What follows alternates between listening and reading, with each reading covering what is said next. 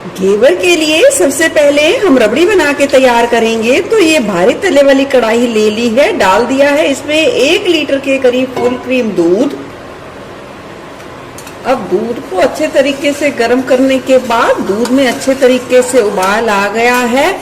आप अपनी सुविधा के अनुसार या लो टू मीडियम पर सेट करते हुए इस तरीके से किनारों की तरफ कड़छी को चलाते हुए और तले पे घुमाते हुए हमें इसे गाढ़ा कर लेना है और इसे लगातार चलाना है ताकि बिल्कुल एक साथ बिल्कुल ही लच्छेदार रबड़ी बनके तैयार हो।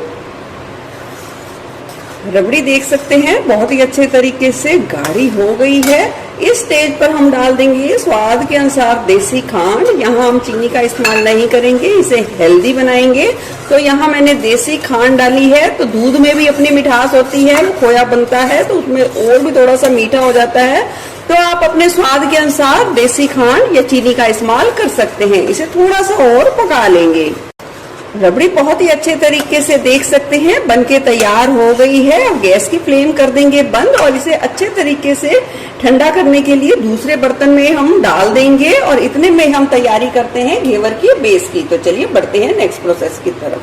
चलिए तो घेवर का बेस बनाना शुरू करते हैं। तो यहाँ मैंने एक खुला बर्तन यानी कि परात ले ली है और ये पिघला हुआ घी ले लिया है। और नाप से देखा जाए तो इस चम्मच से मैंने 4 चम्मच के करीब घी लिया है।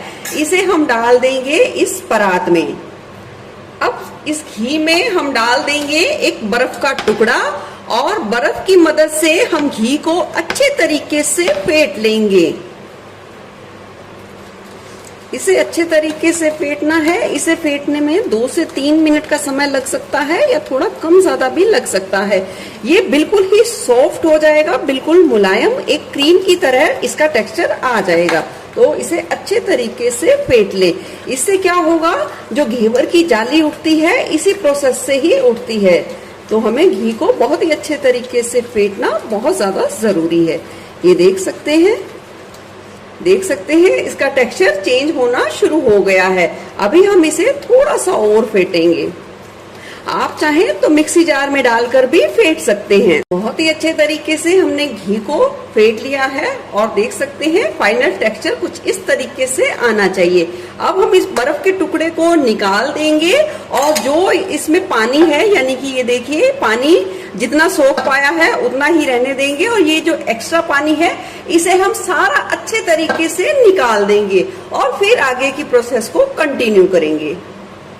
अब सारा पानी हमने निकाल दिया है। अब यहाँ हमने लिया है गेहूं का आटा। हम इस घेवर को गेहूं के आटे से बनाएंगे। आप सेम मैदे का भी यूज कर सकते हैं। यहाँ मैंने 200 ग्राम के करीब गेहूं का आटा लिया है यानी कि 1 कटोरी भर के गेहूं का आटा लिया है। थोड़ा थोड़ा सा डालते जाएंगे और इसे अच्छे तरीके से मसलते जाएंगे। और अब हम लेंगे यहाँ ठंडा ठंडा दूध को उबालकर उसे अच्छे तरीके से फ्रिज में ठंडा करके उसकी मलाई को उतार के तब आपको यूज करना है। यहाँ मैं 1 कप के करीब दूध का इस्तेमाल करूंगी इतने गेहूं के आटे के लिए।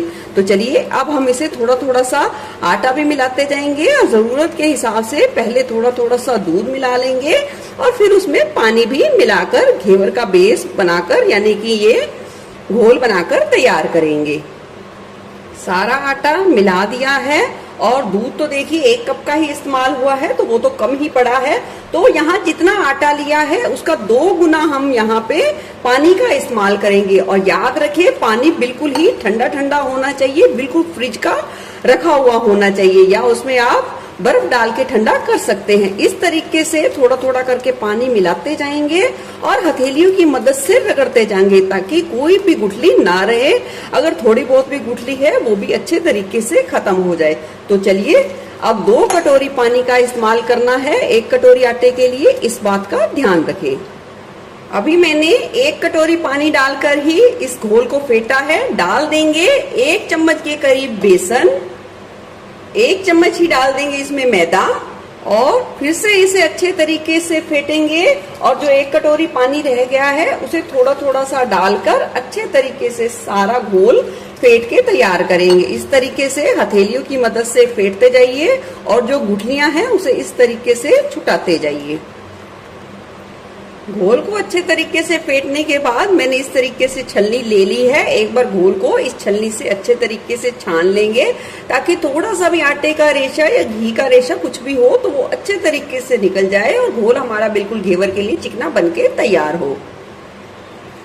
घेवर के लिए घोल को हमने इस तरीके से इस डोंगे में डाल दिया है और परात में रख लिया है। अब परात में डाल देंगे हम खूब सारी बर्फ और ठंडा ठंडा पानी, ताकि जो घेवर का घोल है वो बिल्कुल अच्छे तरीके से ठंडा बना रहे। आप चाहे तो थोड़ा थोड़ा सा निकाले और फ्रिज में रख सकते हैं। और याद रखिए घेवर का घोल बिल्कुल ही ठंडा रहना चाहिए, तभी परफेक्ट जाली बनके तैयार होगी। घेवर बनने के लिए घोल बिल्कुल तैयार है। अब लास्ट में हम डाल देंगे इसमें नींबू का रस।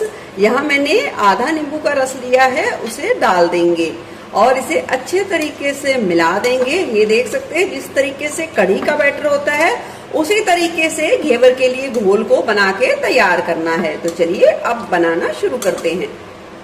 घेवर बनाने के लिए तेल या घी ले लिया है और यहाँ मैं मोल्ड का साँचा यूज नहीं करूंगी, यानी कोई साँचा यूज नहीं करूंगी। इस तरीके से ये चाय पैन में ही बना के तैयार करूंगी। जो भी घी या तेल जो भी आप इस्तेमाल करें घेवर बनाने के लिए वो बहुत अच्छे तरीके से तेज गर्म होना चाहिए। और इस तरीके की कड़छी लीजिए, ये देखिए इस तरीके की कड़छी लीजिए और इस तरीके से जो बीच का हिस्सा है वहां डालते जाइए। ये देखिए कुछ इस तरीके से, ये देखिए मैंने आधी ही कड़छी ली थी फिर भी उसे थोड़ा सा करके डाला है और ये देख सकते हैं रुक रुक के डालना है। ये देखिए ये बबल्स जैसे ही शांत होंगे और फिर दोबारा हमें इस प्रोसेस को रिपीट करना है। एकदम से सारे घोल को बिल्कुल भी नहीं डालना है, इस बात का ध्यान रखें। ये देख सकते हैं, देखिए मैंने सिर्फ आधी ही कड़छी लिया था, उसे भी मैंने 4 बार डिवाइड करके डाला है।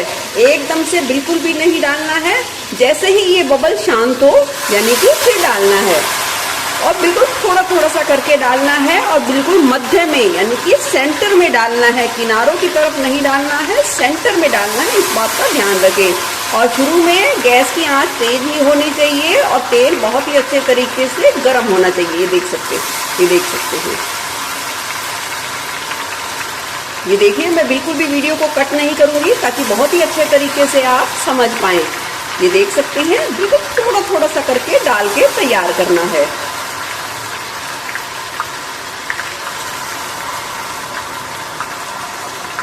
जैसे ही बबल शांत हो उसके बाद ही इस प्रोसेस को आपको करना है।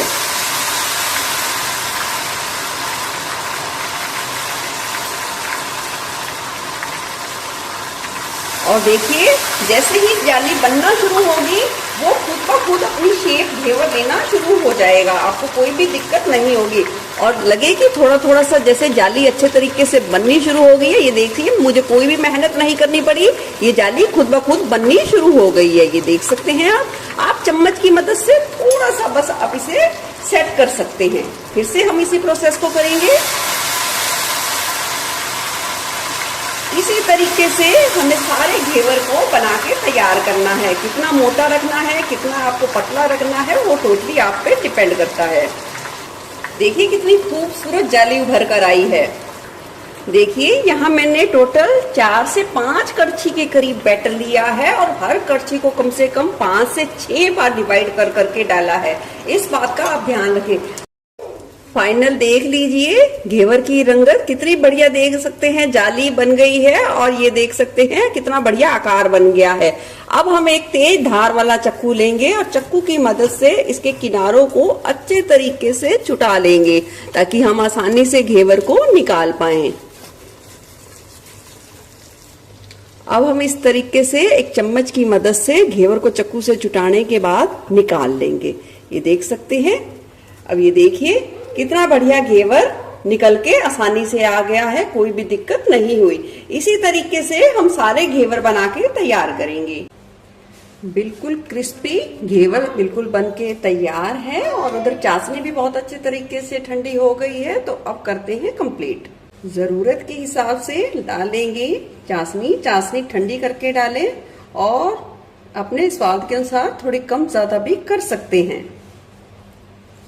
अब लगा देंगे ये तैयार की हुई रबड़ी। दोनों घेवर पे बहुत ही अच्छे तरीके से रबड़ी लगा ली है। गार्निश करेंगे पिस्ता के साथ और बादाम के साथ।